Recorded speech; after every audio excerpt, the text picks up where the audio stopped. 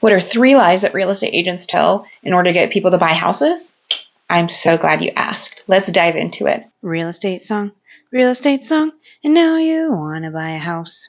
My name is Caitlin. I'm a real estate agent in Salt Lake City. I love to help people that are going through divorces sell their homes, and I love to help people that want to relocate to Salt Lake City get here. And just a preface that I don't think that real estate agents are trying to lie. I think they're overgeneralizing things, saying that one situation applies to everything when maybe it's more nuanced than that. Lie number 1 is buying is better than renting, when really the truth of that is buying is better than renting sometimes, or buying is better than renting depending on your goals. There's this assumption that anyone who hasn't bought a home and chooses to rent instead is either too stupid to know what buying can do for them, or is too poor to be able to afford that. So you're either bad with your money or you don't have any. Those are the 2 things that people think that renting is. And that's completely not true, especially in the last 10 years when housing markets, populations, and goals of an entire generation have shifted. People kind of put this false dichotomy where it seems like the only 2 options are buying a home or renting, that renting is the more evil of the 2 because you're throwing away your money. But really the options here are not being housed, renting, or buying. When we look at not being housed versus renting or buying, what you're really doing is spending your money on a place to be housed. And that is not throwing away money because having a roof over your head has value. And we can get more into renting versus buying in another video, but that one drives me crazy. This idea that renting is throwing away your money, and you're obviously foolish if that's what you're going to do.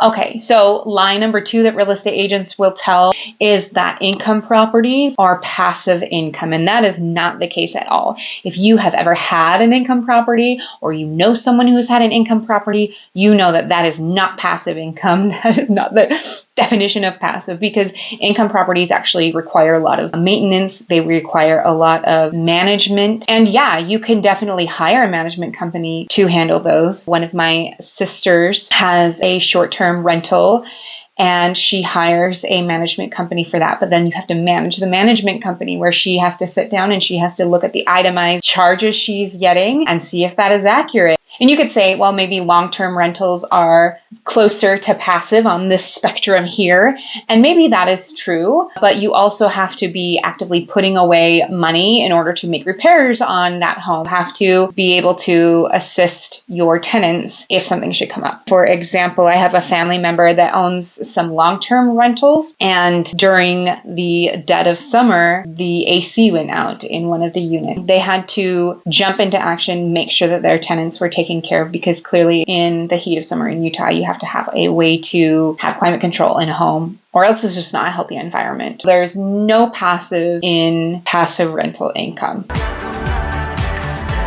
Lie number 3 that I think real estate agents tell is that you have to jump on this. It is a once-in-a-lifetime opportunity. So anytime I hear a real estate agent using fear-based tactics as the base of their marketing, that for me is kind of a red flag. If you hear a real estate agent saying, you better do this or you're going to miss out. You better do this or you are going to regret it. You better do this if you want to be happy. They're trying to play on your fear. And maybe they're doing it subconsciously. Maybe it's not a thing they sat down and said, I want to scare the shit out of people today. But it is a sales tactic, pushing people on what they're scared of in order to make the deal.